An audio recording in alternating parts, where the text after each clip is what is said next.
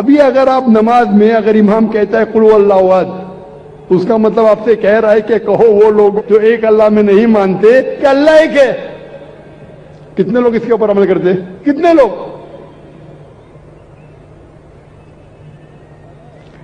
ایک آپ کا ایک ملازم ہے، بہت برابر ٹائم پہ آتا ہے، بہت آپ کی تعریف کرتا ہے، برابر ٹائم پہ آتا ہے، ٹائم پہ جاتا ہے، آپ کی تعریف کرتا ہے. آپ بولتے بھائی صاحب گلاس لے کے آؤ، وہ بولتا ہے میرا مالک بہت اچھا ہے، بہت دیالو ہے، لیکن پانی کا گلاس نہیں لے کے آتا ہے. اس تعریف کے پل باندھ رہا ہے، ہاتھ جوڑ کے آپ کے سامنے کھڑا ہے. آپ بولیں گے ایک خط میرے دوست کو پہنچاؤ، میرا مالک بہت اچھا ہے، میرا مالک بہت مہان ہے، تعریف کر رہا ہے، ہاتھ باندھ کے سر جھکائے کھڑا ہے، آپ کا کہنا نہیں مانتا ہے. آپ اس کو بونس دیں گے، کیا کریں گے؟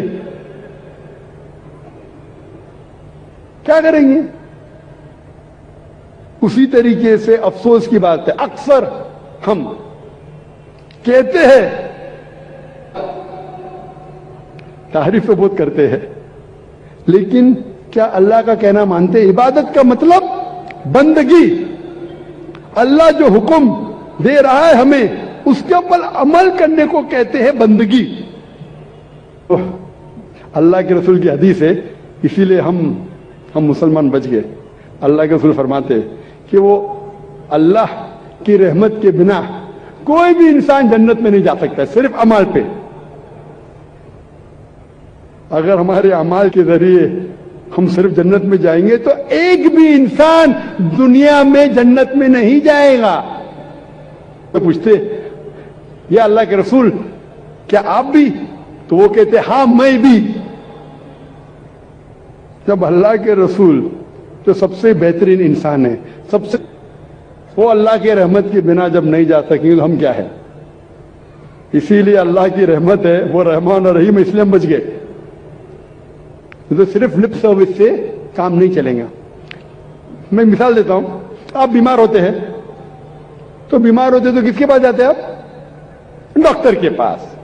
آسان سوال، آسان جواب. اس کے لیے کوئی ڈاکٹر آپ کو پرسکرپشن دیتا ہے، 3 بار دوا لو، صبح کو بریکفاسٹ کے بعد، ناشتے کے بعد دوا لو، دوپہر کو لنچ کے بعد دوا لو، اور رات کو ڈنر کے بعد دوا لو. آپ گھر پہ واپس آتے، صبح کو ناشتے کے بعد پرسکرپشن پڑھتے کہ مجھے دوا لینا ہے لنچ کے بعد، پھر سے بند کر لیتے، پھر ڈنر کو پھر سے کھولتے، پھر سے پڑھتے، لیکن دوا نہیں لیتے. کیا آپ کی بیماری دور ہوگی؟ وہ ہم مسلمان کرتے، پڑھ لے ختم قرآن، لیکن قرآن پہ عمل نہیں کر رہے. اب ڈاکٹر آپ کو پرسکرپشن دے گا، اللہ سبحانہ و تعالیٰ سارے ڈاکٹروں سے اونچا ہے، وہ ہمارا خالق ہے، ہمارا رب ہے. یہ ساری انسانیت کے لیے اللہ سبحانہ و تعالیٰ کا سب سے آخری پرسکرپشن ہے. کیونکہ میں ڈاکٹر ہوں، میں میڈیکل لینگویج میں بات کر رہا ہوں، کون مجھے فتوے مت لگانا بھائی، میں اردو زبان میں کمزور ہوں، بولیں گے ہمارے مالک کا پرسکرپشن ہے، آخری پرسکرپشن ہے سارے انسانوں کے لیے. اس کو پڑھو، اس کے اوپر عمل کرو، انشاءاللہ آپ ہدایت پائیں گے. اور اللہ تعالیٰ فرماتے ہیں سورہ ماؤن میں، سورہ نمبر 107 آیت نمبر 4 سے 7 میں، کہ وہ لوگ ہیں صرف دکھانے کے لیے پڑھتے ہیں، جو نماز میں غفلت کرتے ہیں. أرأيت الذي يكذب بالدين فذلك الذي يدعو اليتيم فويل للمصلين الذين هم عن صلاتهم ساهون الذين هم يراءون ويمنعون الماعون. وہ لوگ جو نماز میں غفلت کرتے ہیں، وہ لوگ نماز جو صرف دکھانے کے لیے پڑھتے ہیں اور اپنے پڑوسی کو مدد بھی نہیں کرتے.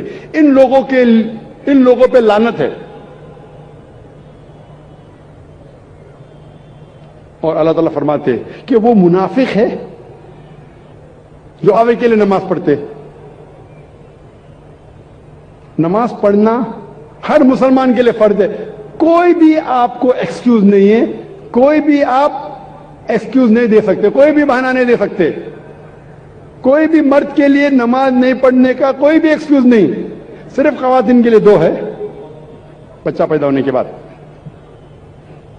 ڈلیوری کے بعد۔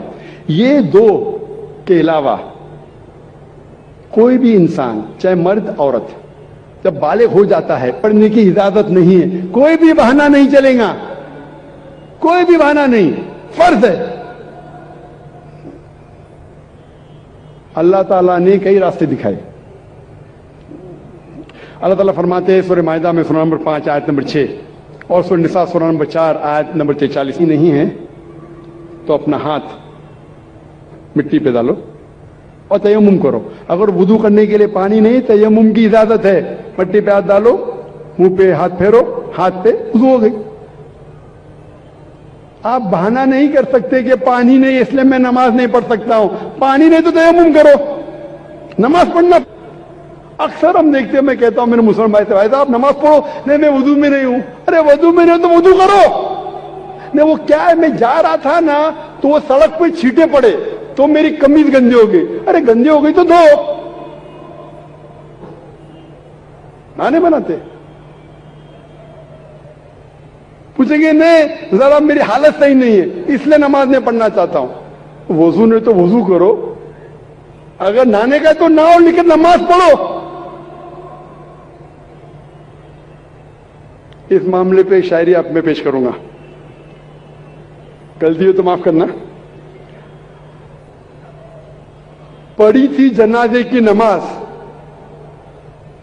پڑھی تھی میری نمازیں کی، پڑھی تھی میری بھی اوروں نے، پڑھی تھی میری نماز جنازہ بھی اوروں نے، پڑھی تھی میرے نماز جنازہ بھی اوروں نے، مرے تھے جن کے لیے وہ وضو کرے رہ گئے۔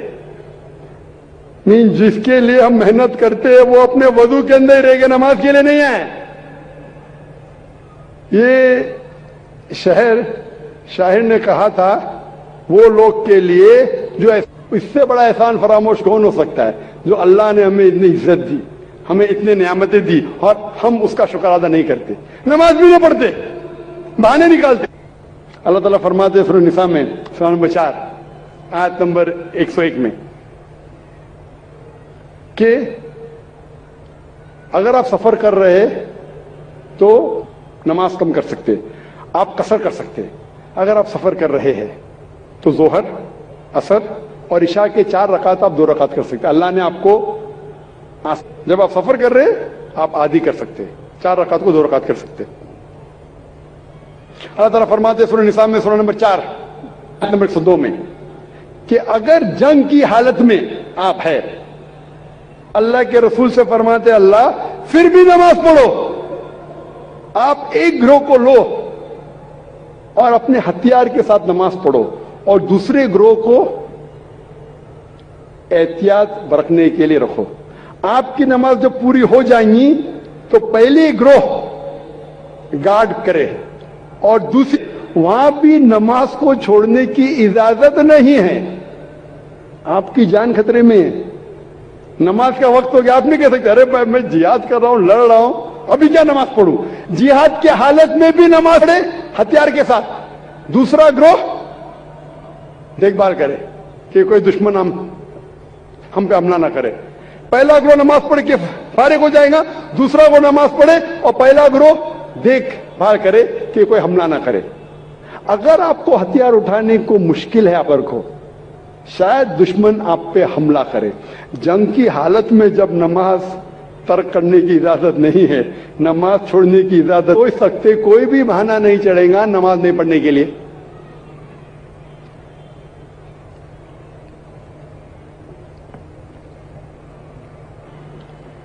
قرآن مجید میں سورہ بقرہ میں سورہ نمبر 2 آیت نمبر 239 میں کہ اگر دشمن آپ کے پیچھے ہے تو آپ نماز چلتے چلتے بھی پڑھ سکتے ہیں، سوال کہ نماز پڑھو دشمن حملہ کریں گے تو چلتے چلتے نماز پڑھو، سواری پہ، اونٹ پہ، گاڑی میں نماز پڑھ سکتے، لیکن جب آپ محفوظ جگہ پہ پہنچو تو پھر آپ جس طریقے سے اللہ کے رسول نے فرمایا اللہ تعالیٰ فرماتے ہیں سورہ نساء میں سورہ نمبر 4 آیت نمبر 103 میں کہ جب آپ کو کوئی تکلیف ہے، سفرنگ ہے، بیماری ہے، کھڑے رہ کے نماز نہیں پڑھ سکتے بیٹھ کے پڑھو، بیٹھ کے نہیں پڑھ سکتے پڑھو۔ اگر آپ بیمار بھی آپ نہیں کہہ سکتے میں بیمار ہوں تو نماز نہیں پڑھ سکتا ہوں، کھڑے نہیں ہو سکتے تو بیٹھ کے پڑھو، بیٹھ کے نہیں پڑھ سکتے تو سائڈ پہ لیٹ کے پڑھو لیکن پڑھو۔ اللہ کے رسول فرماتے صحیح بخاری میں جلد نمبر 2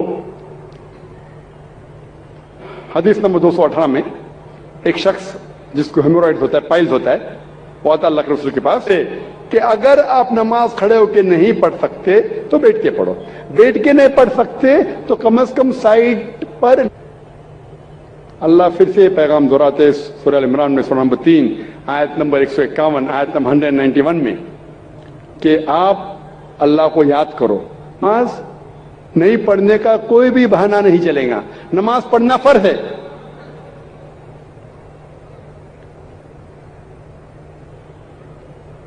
آیت نمبر 55 میں آپ کے دوست صرف وہ ہے، آپ کے دوست صرف اللہ اور اللہ کے رسول ہے اور وہ مومن جو نماز قائم کرتے ہیں اور زکات دیتے ہیں۔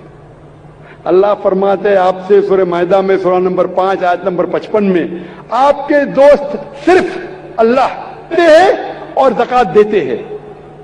جو لوگ نماز نہیں قائم کرتے اور زکات نہیں دیتے وہ آپ کے دوستوں میں سے نہیں ہیں۔ اللہ کے رسول فرماتے ہیں صحیح حدیث میں سنن ابو داؤد کی جلد نمبر 1 حدیث نمبر 300 چیپٹر نمبر، اللہ کے رسول فرماتے ہیں کہ قیامت کے دن سب سے پہلا حساب جو لیا جائے گا وہ صلاح کے بارے میں۔ سب سے پہلا حساب کتاب جو ہوگا قیامت کے دن پہ وہ ہے صلاح کے بارے میں۔ اللہ کے رسول فرماتے ہیں صحیح مسلم میں جلد نمبر 1 کتاب الایمان چیپٹر نمبر 36 حدیث نمبر 146 146 اللہ کے رسول فرماتے کہ مومن اور کافر کے درمیان، ایمان اور کفر کے درمیان جو فرق ہے وہ صلاح ہے۔ مثلا فرق ہے مومن اور کافر کے درمیان۔ یہ پیغام پھر سے دہرایا گیا ہے صحیح حدیث میں سنن ابو داؤد جلد نمبر 3 حدیث نمبر 4661 4661 کہ اللہ کے رسول فرماتے کہ کافر اور مومن کے درمیان فرق، اس کا مطلب وہ کہ اللہ کے رسول کہہ رہے ہیں جو انسان صلاح نہیں قائم کرتا، نماز نہیں پڑھتا، وہ کافر جیسا ہے۔ جو دعا ابراہیم علیہ السلام کی ہے، اس دعا کے پہلے میں اور ایک آیت کہوں گا۔ اللہ تعالیٰ فرماتے سورہ مدثر میں، سورہ مدثر میں سورہ نمبر 74 آیت نمبر 41 سے 43 میں کہ جو گنہگار دوزخ میں ڈالے جائیں گے اور ان سے پوچھا جائے گا آپ کیوں دوزخ میں ہیں، تو وہ کہیں گے ہم صلاح پڑھنے والوں میں سے نہیں تھے۔ ابراہیم علیہ السلام دعا کرتے ہیں سورہ ابراہیم میں سورہ نمبر 14 آیت نمبر 40 میں، اے میرے رب مجھے صلاح قائم کرنے والا بنا اور میرے بچوں کو بھی صلاح والا بنا۔ قرآن مجید میں دعا ہے سورہ بقرہ میں سورہ نمبر 2 آیت نمبر 201 میں، ربنا آتینا فی الدنیا حسنۃ وفی الآخرۃ حسنۃ وقنا عذاب النار۔ اے رب ہمیں اچھی چیز دے، ہمیں کامیابی دے اس دنیا میں اور آخرت میں، اور ہمیں دوزخ کی آگ سے بچا۔ اور قرآن کی آیت تلاوت کرنے کے پہلے میں پھر سے ایک شاعری کہوں گا۔